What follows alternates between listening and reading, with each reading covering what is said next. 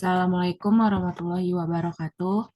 Selamat malam Pak Sparta, selamat malam teman-teman semuanya. Kami dari kelompok 6 ingin mempresentasikan bab 4 yang berjudul A Conceptual Framework. Kelompok kami terdiri dari 3 orang. Yang pertama saya sendiri Nadia Syahda Farinka dengan NIM 2020 12 11 040. Lalu ada Mikaela Revalina Sutedi dengan NIM 2020 12 11 041 dan terakhir ada Rizky Windiana Kirani dengan NIM 2020 12 11 043. Next.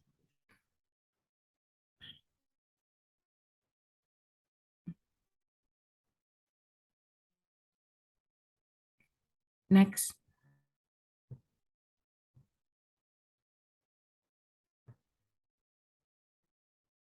Berikut ada 5 topik pembahasan. Yang pertama ada the role of a conceptual framework. Yang kedua the objective of a conceptual framework. Yang ketiga ada developing a conceptual framework. Yang keempat ada critique of conceptual framework project. Dan yang terakhir conceptual framework for auditing standard. Next. Di seluruh dunia, akademisi akuntansi dan pembuat standar sama-sama telah berusaha mengembangkan kerangka kerja konseptual yang memberikan pernyataan definitif tentang sifat dan tujuan akuntansi dan pelaporan keuangan yang memberikan panduan untuk semua praktik akuntansi. Akademisi individu mendorong sebagian besar upaya awal. Tujuan utama mereka adalah untuk memberikan dasar teoritis yang kuat untuk menjelaskan akuntansi dan membuatnya logis bagi siswa mereka. Sejak awal 1980-an, pembuat standar dan badan akuntansi profesional telah menunjukkan minat yang kuat dalam pengembangan kerangka konseptual untuk memandu persiapan dan penyajian laporan keuangan. Tujuan umum di sektor publik dan swasta. Next. Proyek kerangka kerja konseptual dilakukan pada 1980-an dan awal 1990-an di Amerika Serikat, Kanada, Inggris, dan Australia. Dewan Standar Akuntansi Internasional atau IASB mengeluarkan kerangkanya pada tahun 1989. Kemajuan kerangka konseptual di semua yurisdiksi lambat dengan ketidaksepakatan tentang konten dan penerapannya. Secara khusus, pembuat standar mengalami kesulitan ketika mencoba untuk mengatasi masalah mendasar yang berkaitan dengan pengukuran. Intervensi politik juga menghambat pengembangan kerangka konseptual. Pada tahun-tahun terakhir, tahun 1990-an, kemajuan yang lebih besar dibuat dalam menyebarluaskan standar individu daripada melalui pengembangan kerangka konseptual. Bab ini menjelaskan peran dan tujuan dari kerangka konseptual. Ini memberikan gambaran tentang pengembangan kerangka konseptual oleh IASB dan di Amerika Serikat oleh Dewan Standar Akuntansi Keuangan atau FASB. Next.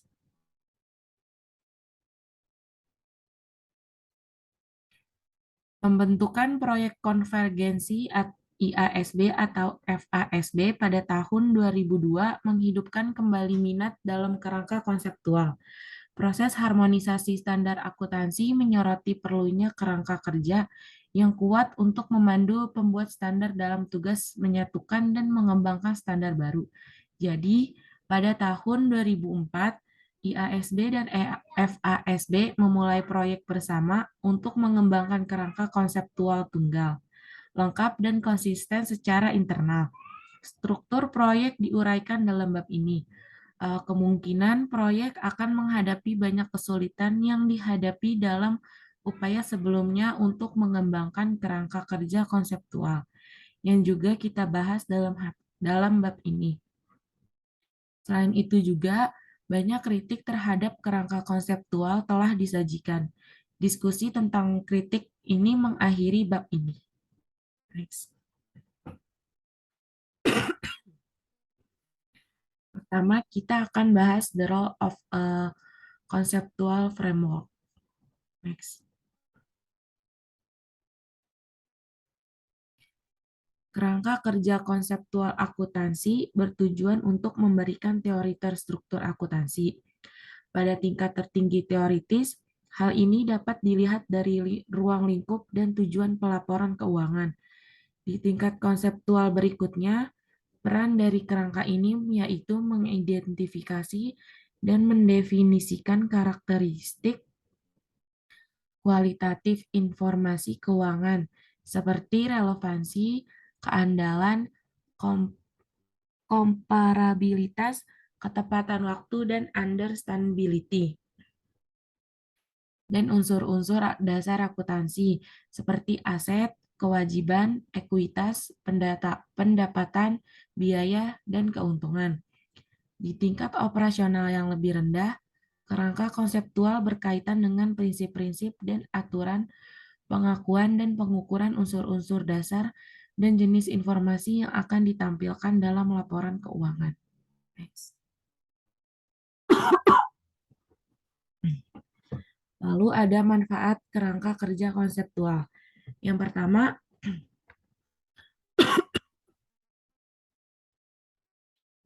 ada persyaratan pelaporan akan lebih konsisten dan logis karena mereka akan berasal dari aturan tertib konsep.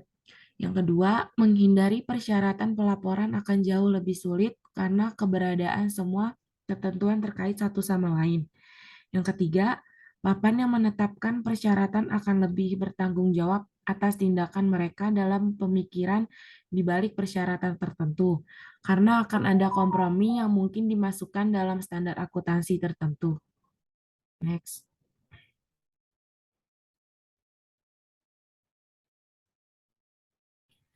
Yang keempat, kebutuhan untuk standar akuntansi tertentu akan dikurangi sesuai dengan kondisi situasi yang dihadapi suatu pihak.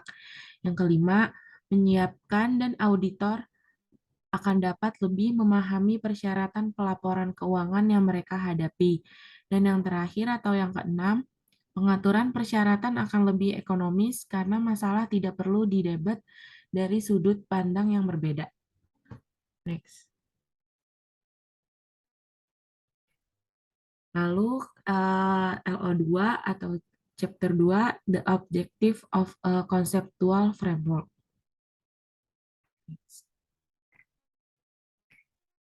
Pada tahun 1978, pernyataan FASB mengenai konsep akuntansi keuangan atau SFAC menyatakan mengikuti tujuan dasar dari pelaporan keuangan eksternal untuk badan usaha. Pelaporan keuangan harus menyediakan informasi yang berguna untuk menyajikan kepada kreditor, investor, dan potensi serta kegunaan lain dalam melakukan investasi rasional, kredit, dan keputusan serupa. Next. Kedua kerangka IASB dan FASB mempertimbangkan tujuan utama dari pelaporan keuangan adalah untuk berkomunikasi pelaporan keuangan untuk pengguna. Informasi ini adalah untuk dipilih dari berdasarkan kegunaannya dalam keputusan ekonomi ketika dalam proses pembuatan. Tujuan ini terlihat akan dicapai dengan melaporkan informasi yang berguna dalam membuat keputusan ekonomi, lalu yang kedua berguna dalam menilai prospek arus kas, yang ketiga tentang sumber daya perusahaan, mengklaim sumber daya dan mengubah mereka. Next.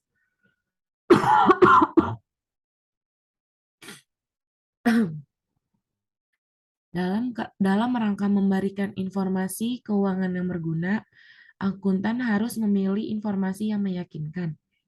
Oleh karena itu, menjadi perlu hierarki yang dikembangkan dari kualitas yang membuat informasi yang dikelola menjadi berguna.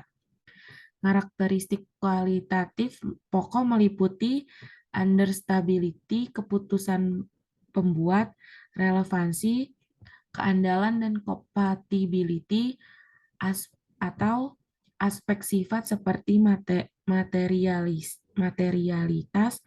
netralitas, kehati-hatian, dan kelengkapan. Next.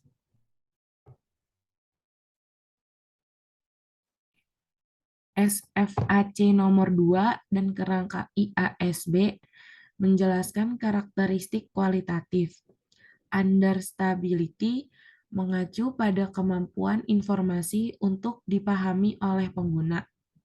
Pengguna diasumsikan memiliki pengetahuan yang wajar dan kegiatan ekonomi, dan kesediaan mempelajari informasi dengan ketekunan yang wajar.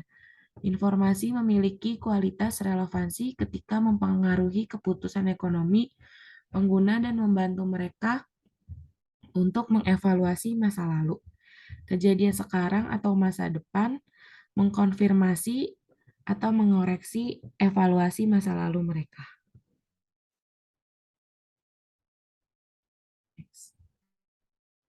Lalu kerangka IASB dikembangkan mengikuti jejak Amerika yang dinyatakan dengan pengadu standar yaitu FASB pada periode tahun 1987 sampai tahun 2000. FASB mengeluarkan 7 pernyataan konsep yang mendasari topik sebagai berikut. Yang pertama, tujuan pelaporan keuangan oleh perusahaan bisnis dan organisasi nirlaba. Yang kedua, karakteristik kualitatif yang mengandung informasi akuntansi yang berguna untuk laporan keuangan. Yang ketiga, unsur laporan keuangan. Yang keempat, kriteria pengakuan dan pengukuran unsur. Next.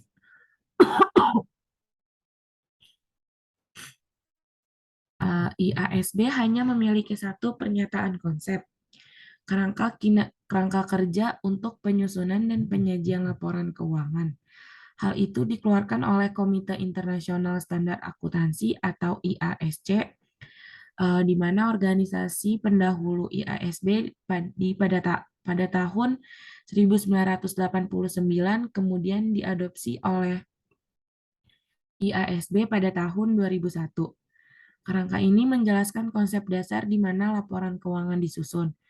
Ini berfungsi sebagai panduan untuk IASB dalam mengembangkan standar akuntansi dan sebagai panduan untuk menyelesaikan isu-isu yang tidak ditujukan langsung dalam standar internasional akuntansi atau standar pelaporan keuangan internasional atau interpretasi. IASB menyatakan bahwa kerangka mendefinisikan tujuan laporan keuangan, mengidentifikasi kualitatif yang membuat informasi dalam laporan keuangan berguna. Yang ketiga, mendefinisikan elemen dasar laporan keuangan dan konsep pengakuan dan pengukuran dalam laporan keuangan. Next.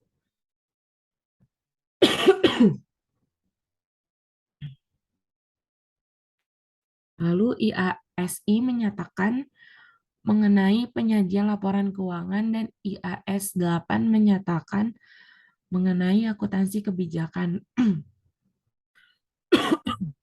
Perubahan estimasi akuntansi dan kesalahan yang berurusan dengan presentasi laporan keuangan dan membuat referensi untuk kerangka kerja. IAS 8 mensyaratkan bahwa dalam hal ini tidak adanya kondisi di mana manajemen harus menggunakan penilaian dalam mengembangkan dan menerapkan suatu kebijakan akuntansi yang menghasilkan informasi yang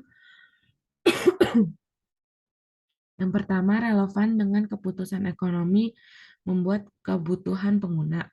Yang kedua terpercaya dalam laporan keuangan terbagi menjadi 5. Yang pertama mewakili setiap posisi keuangan, kinerja keuangan, dan uang tunai arus entitas. Yang kedua, mencerminkan substansi ekonomi, transaksi, peristiwa, dan kondisi lain. Yang ketiga, netral, bebas dari bias. Yang keempat, bijaksana, dan yang terakhir, lengkap dalam semua hal yang material. Manajemen mengacu dan mempertimbangkan penerapan sumber-sumber berikut dalam urutan. Yang pertama, persyaratan dan bimbingan dalam standar dan interpretasi yang berurusan dengan masalah yang sama dan terkait. Yang kedua, definisi, kriteria dan konsep pengukuran untuk aset, kewajiban, pendapatan, dan beban. Pernyataan ini mengartikulasikan hubungan kerangka, standar, dan interpretasi standar. Hal ini juga membuat bahan dalam rangka mengikat hal yang terkait. Akibatnya, dengan pengembangan kerangka revisi yang sedang diteliti erat dengan konstituen, pembahasan tentang isinya akan disesuaikan pada proses politik yang menyertai pengaturan standar. Lalu selanjutnya akan dibacakan oleh Kiran.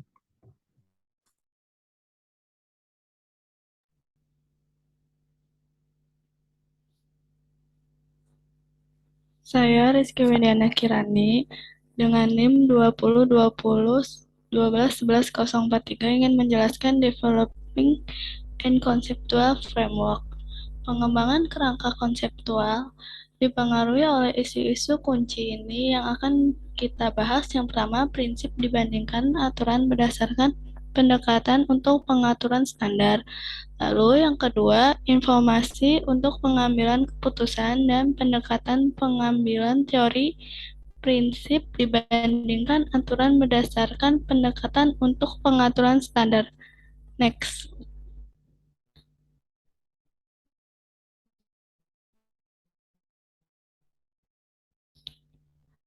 Pertama, membahas Principle Based and Rule Based Standard Setting. Kerangka konseptual ini memiliki peran penting dalam proses penetapan standar karena menyediakan kerangka kerja untuk mengembangkan standar yang koheren berdasarkan prinsip konsistensi. Meskipun IASB memiliki tujuan untuk menghasilkan standar berbasis prinsip, dan hal itu terlihat pada kerangka konseptual sebagai pedoman. Beberapa standar terakhir seperti IAS 39 telah diketik lalu berbasis aturan. Namun, standar berbasis aturan ini memiliki beberapa keuntungan yang menjelaskan popularitasnya, termasuk peningkatan komparabilitas dan adanya kepastian atas auditor dan pembuat regulasi. Next. Pada tahun 2002, Undang-Undang Sarbanes-Oxley menunjuk US Regulator the Security and Exchange Commission untuk melakukan studi tentang penggunaan prinsip-prinsip dalam proses penetapan standar. Penunjukan ini menghasilkan beberapa rekomendasi bahwa standar harus yang pertama didasarkan pada kerangka konseptual yang sudah berkembang dan diaplikasikan secara konsisten. Yang kedua, itu mencantumkan dengan jelas tujuan dari standar. Yang ketiga, memberikan detail yang cukup dan struktur bahwa standar dapat dioperasionalkan dan diterapkan secara konsisten. Lalu yang keempat, meminimalisasi penggunaan pengecualian dari standar. Lalu yang terakhir, menghindari penggunaan uji presentasi atau breaklines yang memungkinkan para insinyur keuangan untuk mencapai kepatuhan teknis untuk menghindari maksud dari standar itu sendiri. Next.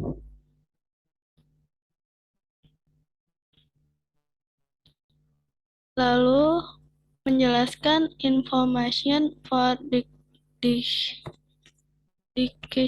making and the decision theory approach. Informasi akuntansi pada awalnya lebih banyak ditunjukkan sebagai pertanggungjawaban pengurus perusahaan kepada pemilik perusahaan. Informasi akuntansi ini disusun pada akhir masa kepengurusan atau periode tertentu. Sering dengan perkembangan bentuk perusahaan, manajer tidak lagi hanya bertanggung jawab kepada pemilik perusahaan, tapi juga kepada para pemegang saham atau pemilik modal. Para pemilik modal ini ingin memahami apa yang telah dilakukan oleh manajer atas sumber daya yang mereka percayakan sebelumnya. Pemilik modal ini menggunakan informasi akuntansi itu untuk mengevaluasi kinerja dari manajemen perusahaan. Next. Fungsi informasi akuntansi sebagai media pengawasan manajemen kemudian mulai beralih kepada fungsi pengambilan keputusan pada tahun 1960-an. Penekanan fungsi pengambilan keputusan ini terjadi karena ada perkembangan teori keputusan. Pergeseran ini menjadikan informasi akuntansi berkembang lebih luas baik dalam hal cakupan pengguna, informasi yang dikandungnya, serta kegunaan dari informasi akuntansi. Penekanan pada pengambilan keputusan ini juga berimplikasi pada penggunaan current value dibandingkan historical cost. Current value ini dianggap memiliki beberapa kelebihan untuk memprediksi masa depan, dan dalam pengambilan keputusan current value juga merupakan nilai yang paling relevan untuk mengambil keputusan karena masa kini adalah masa yang paling dekat dengan masa depan dan masih dapat dipertanggungjawabkan nilainya. Next.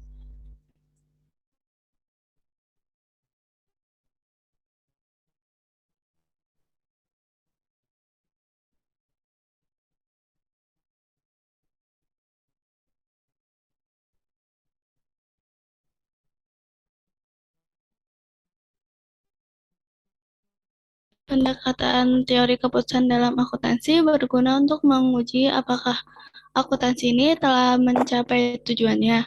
Teori ini berperan sebagai standar untuk menilai praktik akuntansi yang terjadi serta menjadi blueprint dalam penyusunan berbagai sistem praktik akuntansi individual.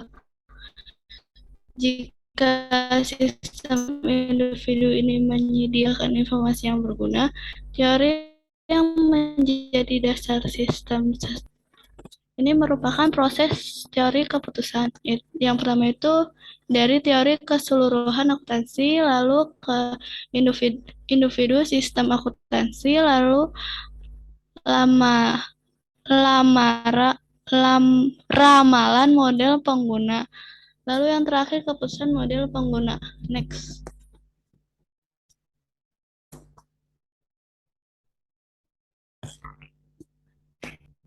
Selanjutnya International Development the ISB and VSB Conceptual Framework.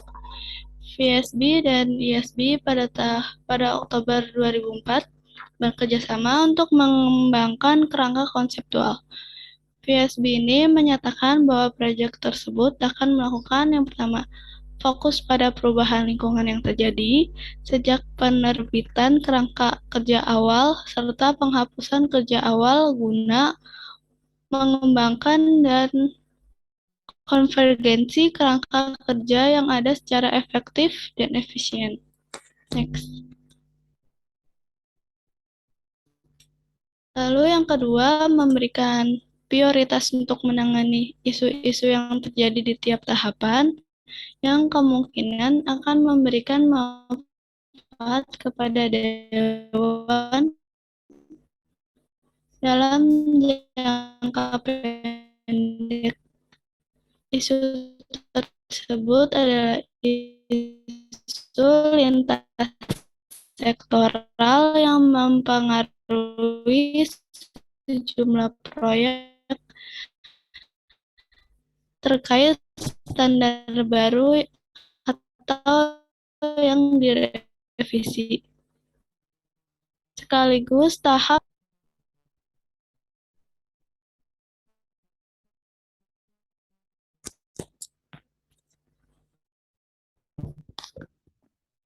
yang terakhir, sebagai awal dari pertimbangan konsep yang ada yang dapat diaplikasikan terhadap entitas bisnis sektor swasta, Dewan kemudian secara bersama-sama mempertimbangkan konsep yang dapat diaplikasikan tersebut kepada organisasi swasta non-profit.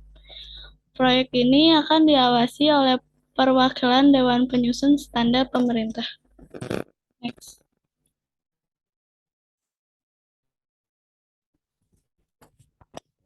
Dewan menjalankan proyek kerjasama dalam 8 fase. Masing-masing dari 7 fase awal akan membahas dan meliputi perencanaan riset, perkembangan awal anggota dewan, tanggapan masyarakat, serta pertimbangan ulang atas aspek utama dalam kerangka kerja dewan. Fase-fase tersebut dapat dilihat pada tabel di bawah ini. Next.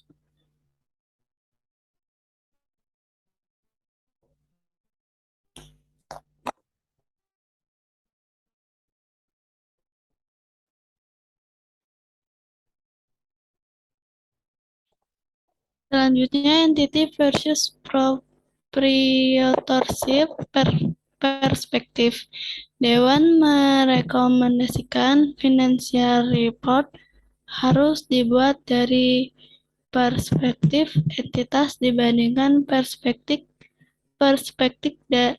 dari pemilik. Hal ini disetujui banyak pihak karena pemilik dan entitas secara tegas merupakan dua pihak yang berbeda. Pihak lain menyatakan keberatan karena menganggap Dewan tidak menyediakan informasi yang cukup untuk membenarkan rekomendasi tersebut, seperti dalam peraturan proprietorship dan parent company perspektif. Maka perspektif mengenai entitas sudah tercantum di fase D, sedangkan alternatif lainnya mengenai pemilik masih didiskusikan.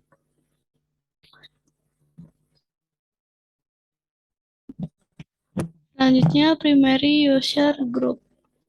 Dewan menunjukkan grup pengguna utama untuk tujuan umum financial reporting adalah untuk menyediakan model masa kini dan potensial.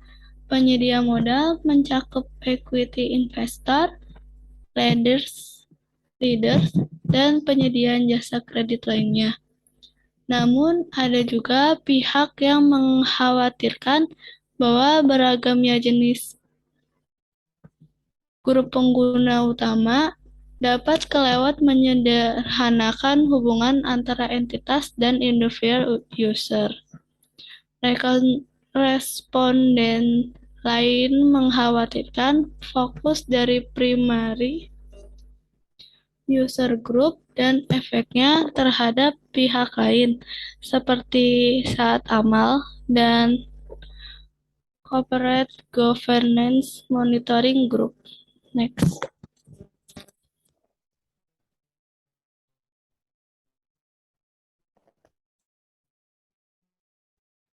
Selanjutnya, dedication, usefulness, and stewardship. Sesuai dengan jajaran, tujuan pelaporan keuangan itu seharusnya cukup luas dalam mencakup semua keputusan yang dibuat oleh investor modal, pinjaman utang, dan kreditor lainnya dalam kapasitas mereka sebagai penyedia modal, termasuk keputusan alokasi sumber daya, sebagaimana keputusan dibuat untuk melindungi dan menambah investasi mereka.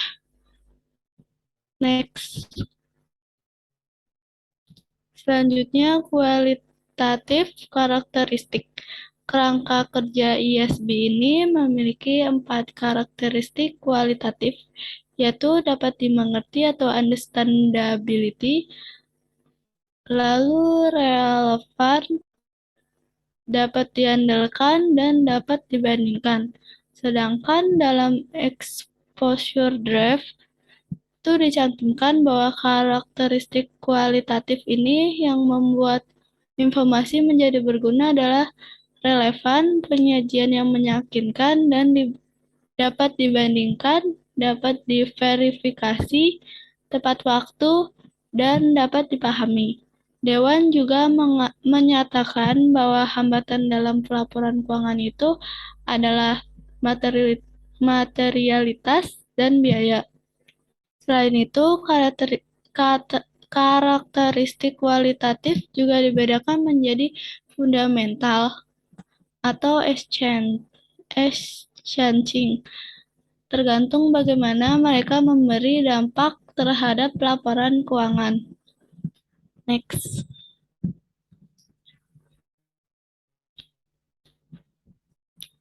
Banyak pihak yang menyetujui hal ini, namun banyak juga yang menyarankan agar understandability dan verifiability lebih ditinggikan porsinya. Demikian juga untuk sometimes overform, true and fair view, dan transparan.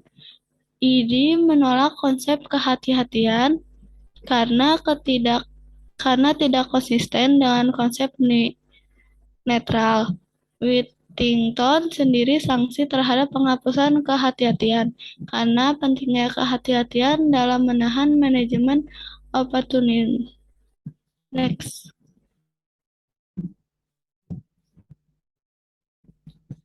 Selanjutnya, a critique of conceptual framework project.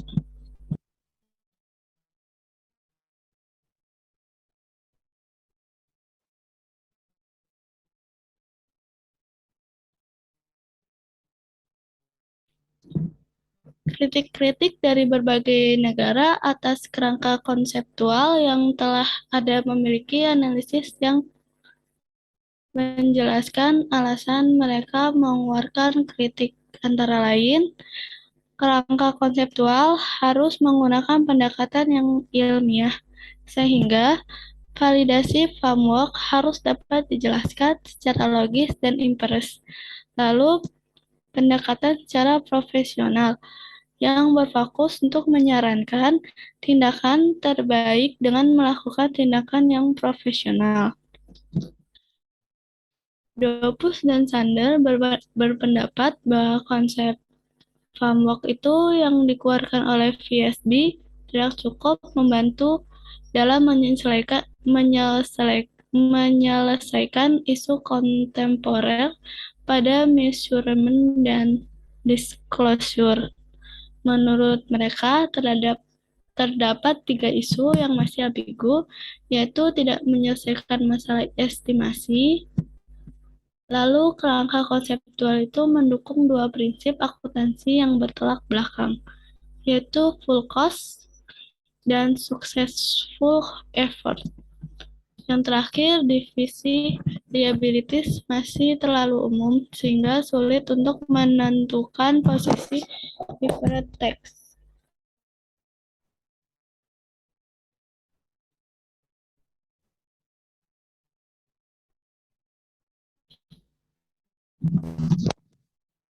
Lalu ada di kritik konseptual framework project ini ada ontological and epistemological assumption.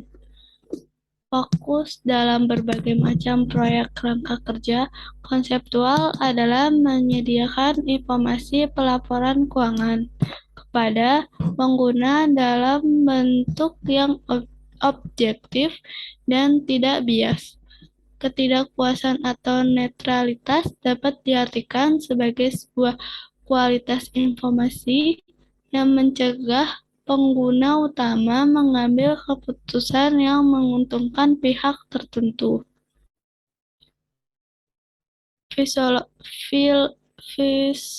Filosofi tentang netralitas ini timbul karena anggapan bahwa kita bisa mengamati, mengukur, dan mengkomunikasi realitas akuntansi secara objektif.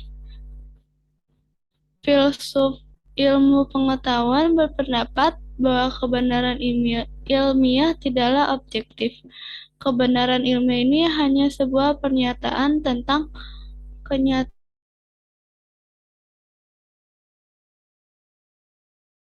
teori yang menjadi dasar penyusunan kerangka dapat bersifat netral, Kerangka konseptual ini juga diyakini tidak dapat memberikan sebuah pengukuran realitas ekonomi yang benar-benar objektif karena tidak ada realitas praktik akuntansi yang bersifat independen.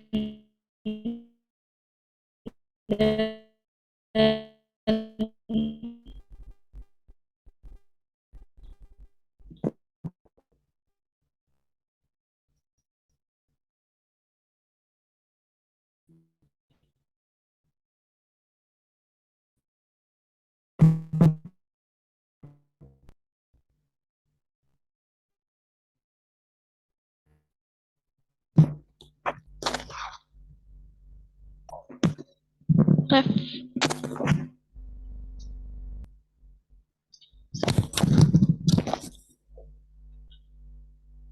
Selanjutnya akan dibacakan oleh saya, Mikaela Revalina Sukedi, dengan NIM 2020-1211-041. Circularity of Reasoning. Seperti yang telah kita lihat, salah satu tujuan yang dinyatakan dari kerangka konseptual adalah untuk memandu praktik akuntan sehari-hari. Pandangan dangkal dari kerangka kerja konseptual menunjukkan bahwa akuntan setidaknya mengikuti satu jalur ilmiah, yaitu menyimpulkan prinsip dan praktik dari teori umum. Namun, kerangka kerja konseptual berbagai negara yang ada ditandai dengan sirkularitas internal. Misalnya, dalam pernyataan FASB nomor 2, kualitas informasi seperti kendaraan menyatakan bergantung pada pencapaian kualitas lain, seperti kesetiaan representasional, netralitas, dan verifikasi. Namun, kualitas ini pada gilirannya bergantung pada kualitas informasi non-operasional lainnya.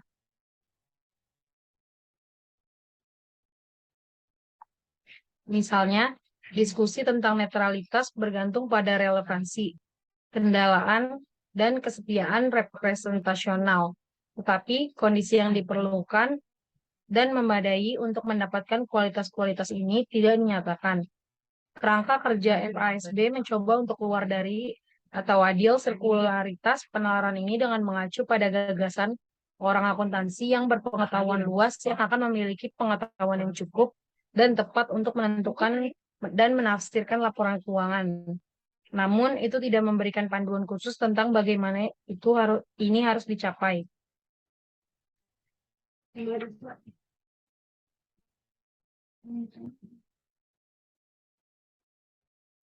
Lalu ada unscientific disiplin. Apakah akuntansi adalah ilmu? Kerangka kerja konseptual mungkin telah mencoba untuk mengadopsi pendekatan deduktif ilmiah. Tetapi pendekatan ini dipertanyakan jika akuntansi tidak memenuhi syarat sebagai ilmu untuk memulai. Akuntansi telah digambarkan secara beragam sebagai seni atau kerajinan di samping deskripsi ilmiahnya. Pada tahun 1981, Stem berkata, sampai kita yakin dalam pikiran kita tentang sifat akuntansi, tidak ada hasil bagi profesi untuk menginvestasikan sumber daya yang besar dalam mengembangkan kerangka konseptual untuk mendukung standar akuntansi. Memang, Stem menganggap bahwa akuntansi lebih selaras dengan hukum daripada ilmu fisika, karena profesi akuntansi dan hukum menangani konflik antara kelompok pengguna yang berbeda dengan berbagai kepentingan dan tujuan. Dia menggambarkan hukum sebagai disiplin normatif yang bersifat perspektif dan penuh dengan konsep yang syarat nilai. Akuntansi menghadapi pasar yang tidak sempurna dan melibatkan proses pengambilan keputusan manusia yang berbasis subjektif. Sebaliknya, ilmu fisika dianggap sebagai disiplin positif, bersifat deskriptif, dan ditandai dengan konsep bebas nilai. Elemen teoritis dan empiris agak longgar didefinisikan dan diterapkan dalam akuntansi, dan tidak memiliki paradigma ilmiah definitif. Teori akuntansi awal normatif memiliki banyak kelemahan. Teori akuntansi positif masih dalam tahap embrio, mungkin prailmiah. Namun, ini tidak selalu menunjukkan kurangnya pendekatan ilmiah, asalkan ahli teori ketat dalam menerapkan aturan ontologis, epistemologis, dan metodologis yang berkaitan dengan bidang studi. metodologi ilmiah dapat dikatakan diterapkan. Yang ketiga ada positive research.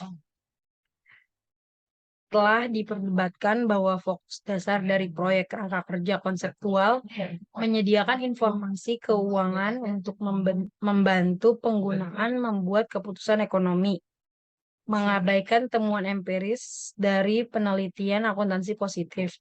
Riset pasar barley telah meragukan kemampuan data akuntansi yang dipublikasikan untuk mempengaruhi harga saham dan pentingnya data akuntansi untuk membuat keputusan ekonomi yang berkaitan dengan pasar saham. Beberapa berpendapat bahwa pasar saham tampaknya tidak tertipu oleh teknik akuntansi kreatif. Penilaian aset dan kewajiban bukanlah masalah nyata dan bahwa pasar relatif efisien dalam bentuk semi-strong. Selanjutnya, teori agensi menawarkan penjelasan untuk pengamatan berbagai teknik akuntansi. Teknik akuntansi ini dituntut oleh agen yang berusaha meminimalkan biaya pemantauan dengan cara yang paling hemat biaya. Teknik akuntansi dengan biaya paling murah secara alami akan bervariasi antara perusahaan dan industri dan variasi dalam praktik akuntansi karenanya diinginkan. Meskipun demikian, untuk keputusan dengan banyak pilihan, informasi akuntansi mungkin berguna. Ini adalah area yang belum sepenuhnya dipertimbangkan oleh penelitian perilaku. The conceptual framework as a policy document. Sebagai kumpulan pengetahuan umum, kerangka kerja konseptual gagal dalam sejumlah tes ilmiah. Bahkan jika kita berpendapat bahwa realitas hanyalah konstruksi sosial, tidak ada proses deduktif yang melekat dalam kerangka kerja untuk menerapkannya pada fenomena empiris untuk mengubah realistis ke keadaan yang lebih disukai dalam hal tujuan yang terjamin. Apakah kerangka kerja dapat dianggap sebagai model normatif sepenuhnya untuk praktik akuntansi juga merupakan masalah? Karena praktik yang diterima telah ditentukan sebagian besar dengan mengadopsi prosedur yang ada, yang coba dilegitimasi oleh kerangka kerja. Alternatif untuk melihat kerangka kerja konseptual sebagai model normatif ilmiah atau diturunkan secara deduktif adalah dengan menganggapnya sebagai model kebijakan. Ijiri membedakan antara model normatif dan kebijakan. Dia mengatakan bahwa model normatif didasarkan pada asumsi tertentu mengenai tujuan yang akan dilayani. Penelitian tidak harus berlangganan tujuan yang diasumsikan. Jadi, meskipun model normatif memiliki implikasi kebijakan, itu berbeda dari penilaian kebijakan yang melibatkan komitmen terhadap tujuan, baik deskriptif atau normatif. Model adalah teori yang dapat diverifikasi secara ilmiah. Ini berbeda dengan pernyataan kebijakan berdasarkan penilaian dan pendapat. Ijiri menunjukkan bahwa teori dan kebijakan bercampur dalam akuntansi. Sedangkan dalam ilmu empiris lainnya, perbedaan sudah mapan. Misalnya, kebijakan ekonomi diperlakukan sangat berbeda dari teori ekonomi. Sebaliknya, teori akuntansi seperti selalu terkait dengan kebijakan. Perbedaan antara teori dan kebijakan itu penting. Masalah kebijakan umumnya diselesaikan dengan cara politik. Ini bisa sangat penting ketika melihat kerangka kerja konseptual dalam hal interpretasi mereka tentang realitas dan proses politik. Kekuatan politik dapat didefinisikan sebagai kemampuan individu atau kelompok untuk memaksakan definisi realitas mereka pada individu atau kelompok lain. Karena akuntansi tidak beroperasi dalam kekosongan sosial, ekonomi, atau politik. Mungkin kerangka kerja konseptual yang dihasilkan sampai batas tertentu merupakan cerminan dari kehendak kelompok dominan atau sebagai alternatif konsensus antara pengaruh politik yang bersaing dan bertentangan. Pandangan ini cenderung sesuai dengan pendekatan konstitusional Buckley terhadap model kebijakan, di mana prinsip-prinsip berasal dari aksiom. Kebenaran seperti kontinuitas, objektivitas, konsistensi, materialitas, dan konservatisme dianggap terbukti dengan sendirinya. Kerangka kerja konseptual tampaknya memperkuat pendekatan konstitusional ini. Sebagian besar mengesahkan kembali prinsip-prinsip yang sudah ada sebelumnya. FASB pada kenyataannya mendefinisikan kerangka konseptual sebagai konstitusi, serta sistem kekaheran koheren dari tujuan dan fundamental yang saling terkait. Pendekatan konstitusional sesuai dengan pernyataan Bunga bahwa orang mengklaim bahwa mereka dapat memiliki pengetahuan naluriah terlepas dari pengalaman terkontrol.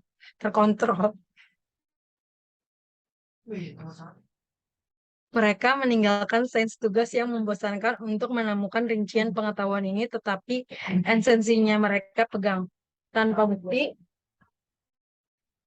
dapat dicapai baik dengan intuisi khusus atau dengan alasan saja rasionalisme. Dalam hal apapun tanpa introspeksi dan eksperimen. Pendekatan konstitusional juga sesuai dengan pernyataan bahwa akuntansi sebagian besar bergantung pada basis yang jelas atau dogmatis untuk menetapkan kriteria kebenaran. Memperluas ini ke kerangka konseptual, kebenaran mungkin hanya ide-ide yang terkandung dalam konvensi dan doktrin akuntansi. Artinya, sejalan dengan pendekatan historis konstitusional, kerangka konseptual tidak lebih dari pelestarian konvensi akuntansi yang tidak perlu dipertanyakan lagi. Pendekatan ini dinyatakan dalam klaim Chambers. Semua yang kita miliki sebagai fundamental atau dasar adalah seperangkat proposisi yang kurang lebih ditetapkan secara sewenang-wenang atau yang merupakan dogma polos. Tidak ada kumpulan ide atau pengetahuan dengan mengacu pada mana kita dapat menilai apakah proposisi ini lebih disukai daripada yang lain atau tidak. Kita harus menerimanya. Dalam membela pendekatan FASB untuk membangun kerangka konseptual, ketuanya pada saat itu mengklaim bahwa pandangan bahwa standar dapat ditetapkan oleh konsensus adalah bagian dari keyakinan bahwa standar adalah konvensi dan konvensi dibentuk oleh kesepakatan. Dia mempromosikan gagasan bahwa kerangka konseptual paling baik melayani kepentingan publik. Karena ini adalah pendekatan konseptual. Penetapan standar dengan konsensus, kompromi atau konsekuensi tidak melayani kepentingan publik. Karena itu adalah pendekatan politik. Namun, ini masalah karena kepentingan publik diwakili oleh pengguna yang memiliki kebutuhan yang bertentangan. Pernyataan Kirk dikompromikan oleh survei penelitian yang dia kutip. Survei menunjukkan bahwa mayoritas responden dari universitas, pemerintah, media keuangan, dan kantor akuntan besar menginginkan kerangka yang akan menghasilkan perubahan signifikan dalam pelaporan keuangan. Sebaliknya, mayoritas manajer perusahaan dan pejabat industri keamanan menyukai kerangka kerja yang menegaskan status quo. Faktor bahwa kerangka konseptual FASB dalam banyak kasus menggambarkan praktik yang ada cenderung menunjukkan bahwa proses politik berlaku dalam pengembangan kerangka kerja. Miller telah mengklaim bahwa FASB dan kerangka konseptualnya akan bertahan hanya dengan mempertahankan posisi yang mencerminkan kepentingan penerimaan manfaat pasar. Sifat politik akuntansi dan refleksinya dalam proyek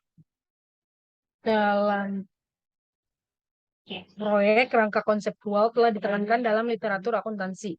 Misalnya, Burchell dan rekan-rekannya menyatakan, peran yang dilayani akuntansi keuangan mulai diakui sebagai dibentuk oleh tekanan yang menimbulkan inovasi dan perubahan akuntansi daripada esensi apapun dari misi akuntansi.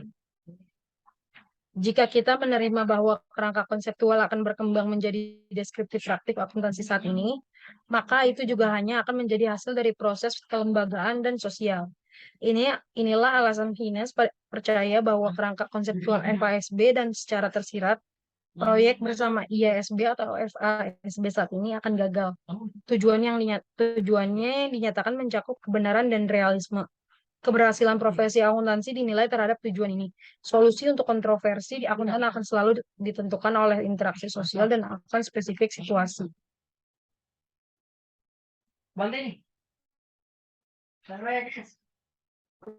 Next, professional values and self-preservation. Penjelasan kerangka kerja konseptual dalam hal pelestarian diri dan nilai-nilai profesional pada awalnya mungkin tampak sebagai kontradiksi dalam hal pelestarian diri, menyiratkan pengejaran kepentingan pribadi, sedangkan nilai-nilai profesional menunjukkan idealisme dan altruisme. Namun, nilai-nilai profesional dapat berarti beberapa hal. Greenwood menunjukkan bahwa organisasi profesional muncul sebagai ekspresi dari kesadaran of kind yang berkembang di pihak angka profesi. Mereka mempromosikan kepentingan dan tujuan kelompok. Hasil dari interaksi sosial ini adalah budaya profesional dengan nilai-nilai sosial. Iya. Udah. Nilai-nilai sosial dari kelompok profesional membentuk dasar-dasar tempat yang tidak perlu dipertanyakan di mana keberadaannya berada. Yang terpenting di antara nilai-nilai ini adalah nilai layanan yang dirasakan yang diberikan ke kelompok profesional kepada masyarakat, bersama dengan rasa tanggung jawab yang kuat kepada masyarakat. Gerbot menganggap bahwa rasa tanggung jawab pribadi ini, esensi profesionalisme adalah apa yang membuat keputusan akuntan objektif. Kunci objektivitas terletak pada nilai-nilai mereka yang mempraktikkan akuntansi. Akuntansi harus mengambil arahannya bukan dari konsepnya atau dari struktur intelektualnya, tetapi dari perilaku profesionalnya. Gerbot berpendapat, tentu saja akuntan membuat banyak penilaian, dan ketika mereka melakukannya, keputusan mereka mungkin berbeda dari yang akan dibuat oleh akuntan lain. Tapi itu tidak membuat keputusan sewenang-wenang. Kebebasan akuntan untuk memutuskan bukanlah kebebasan untuk memutuskan sesuka hati. Tanggung jawab pribadi mereka untuk keputusan memaksa pencarian rajin untuk perkiraan kebenaran akuntansi terbaik yang dapat diperoleh. Dan tanggung jawab itu tidak menyisakan ruang untuk kewenang-wenangan. Dinyatakan sebelumnya dalam bab ini bahwa kerangka kerja konseptual tidak beroperasi dalam kekosongan sosial, di mana urusan manusia yang kompleks terlibat, mungkin tidak untuk mengembangkan kerangka kerja dan model keputusan yang komprehensif dan preskriptif. Misalnya, Agrawal mengacu pada kerangka kerja Amerika Serikat, mengutip serangkaian masalah mulai dari perbandingan hingga efektivitas biaya yang tidak dapat diselesaikan dengan menggunakan kerangka kerja. Ini hanya dapat diputuskan oleh penilaian yang pasti akan subjektif. Penghakiman juga sebagian besar didasarkan pada nilai-nilai profesional. Greenwood menyebut ini sebagai nilai rasionalitas di mana ada komitmen terhadap objektivitas di bidang teori dan teknik. Lebih kontroversial lagi, ia mengklaim bahwa karena orientasi ini tidak ada yang bersifat teoritis atau teknis yang dianggap sakral dan tak tertandingi hanya karena memiliki sejarah penerimaan dan penggunaan. Ketidakmungkinan menyepakati standar akuntansi normatif, dan oleh karena itu kerangka perspektif didukung oleh Dembski. Dembski menawarkan bukti matematika bahwa secara umum tidak ada seperangkat standar yang akan mengidentifikasi alternatif akuntansi yang paling disukai, tanpa secara khusus menggabungkan keyakinan dan preferensi individu. Keyakinan dan preferensi semacam itu mungkin merupakan campuran dari nilai-nilai pribadi dan profesional. Oleh karena itu, Bromwich percaya bahwa pendekatan terbaik untuk pengaturan standar akuntansi adalah dengan mengeluarkan aliran standar sebagian yang mempertimbangkan masalah akuntansi secara terpisah atau mirip dengan praktik saat ini sebelum proyek kerangka kerja konseptual.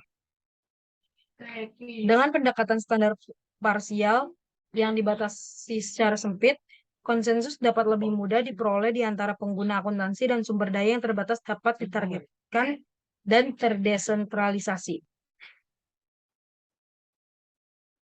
Aliran standar yang stabil memberikan bukti aktivitas yang lebih eksplisit untuk mengurangi tekanan pada profesi akuntansi untuk reformasi segera.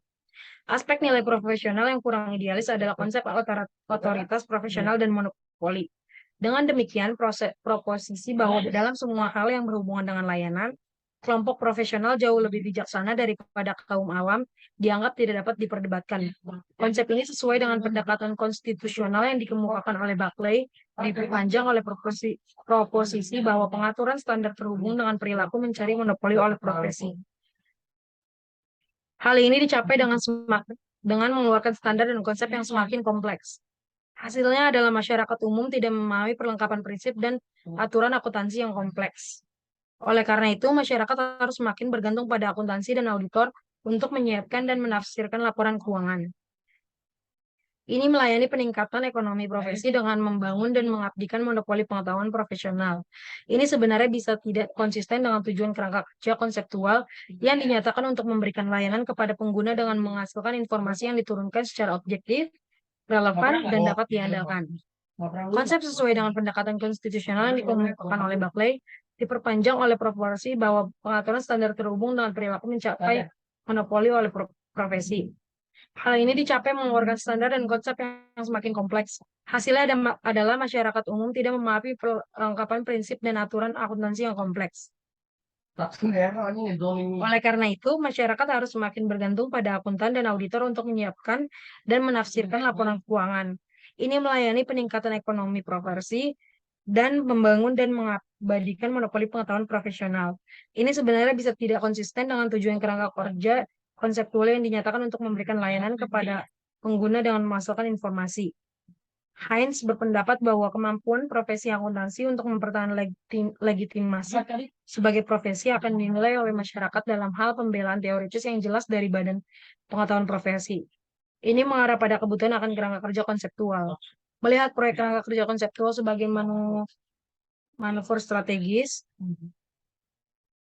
untuk membantu membangun secara sosial penampilan basis pengetahuan diferensiasi yang koheren untuk standar akuntansi sehingga melegitimasi standar dan kekuatan otoritas dan pengaturan diri profesi akuntansi dapat membantu dalam menjelaskan mengapa proyek kerangka kerja konseptual terus dilakukan oleh profesi. A conceptual framework for auditing standard. Seperti yang dibahas sebelumnya, upaya besar pertama untuk menyatakan teori audit komprehensif umum adalah oleh Mautz dan Sharaf pada tahun 1961. Dalam tinjauan kontemporer teks, Miller menekankan bahwa Mautz dan Sharaf berusaha memberikan dasar-dasar teoritis untuk disiplin yang pada waktu itu terutama dianggap sebagai latihan praktis. Pada dasarnya, Mautz dan Sharaf melihat audit bukan sebagai subdivisi akuntansi, tetapi sebagai disiplin yang didasarkan pada logika. Hal ini membawa mereka pada kesimpulan bahwa auditor tidak secara alami terbatas pada verifikasi informasi akuntansi. Perkembangan modern dalam beberapa ekstensi layanan audit ini disurvei dalam bab 14. Namun, Mautz dan Sharaf juga mempertanyakan kompatibilitas layanan audit dan konsultasi dan merekomendasikan pemisahan kedua jenis layanan ini untuk melindungi independen auditor. Salah satu konsep kunci teori audit mereka. Karya Mautz dan Sharaf dikembangkan oleh lanjut pada awal 1970-an oleh Statement of Basic Auditing Concept atau ASOBEC yang dikeluarkan oleh American Accounting Association. ASOBEC memiliki fokus yang kuat pada proses pengumpulan dan evaluasi bukti.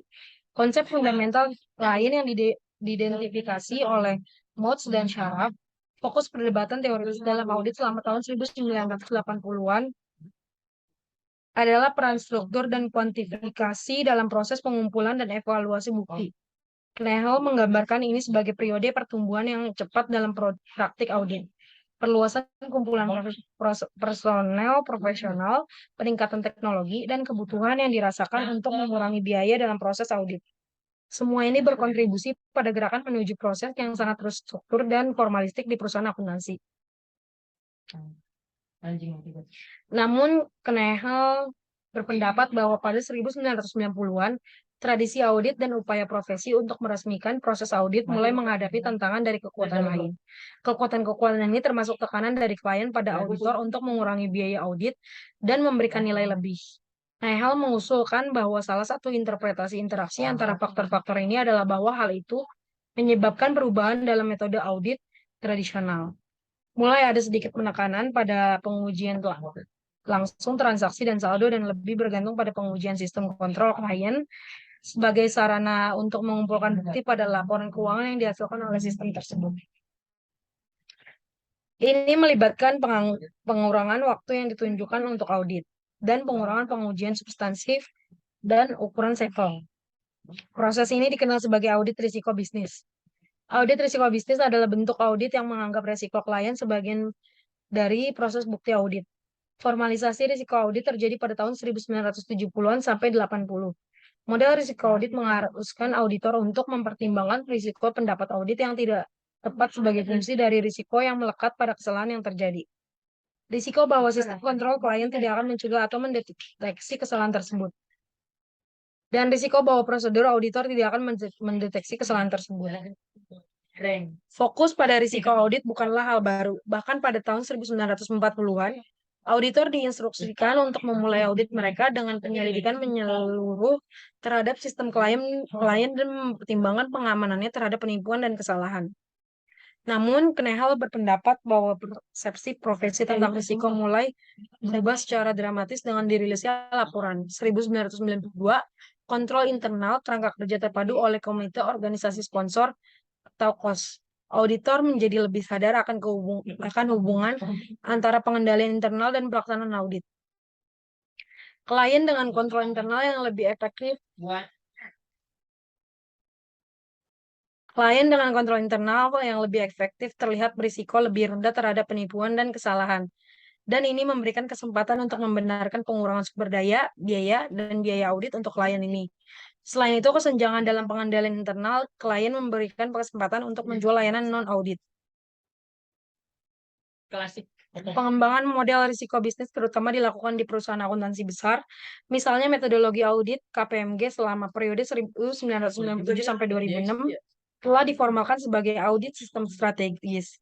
Namun meskipun pendekatan baru ini seharusnya menekankan proses perencanaan bisnis, ada beberapa bukti bahwa auditor enggan melakukannya dan manfaat efisiensi yang diklaim lambat terwujud.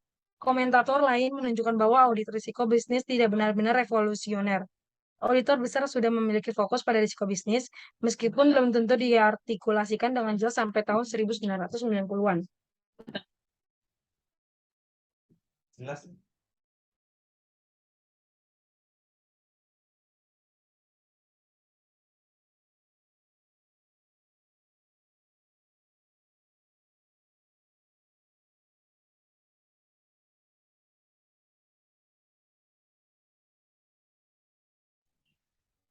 Sekian presentasi bab chapter 5 dari kelompok kami. Kurang lebihnya mohon maaf. Wassalamualaikum warahmatullahi wabarakatuh.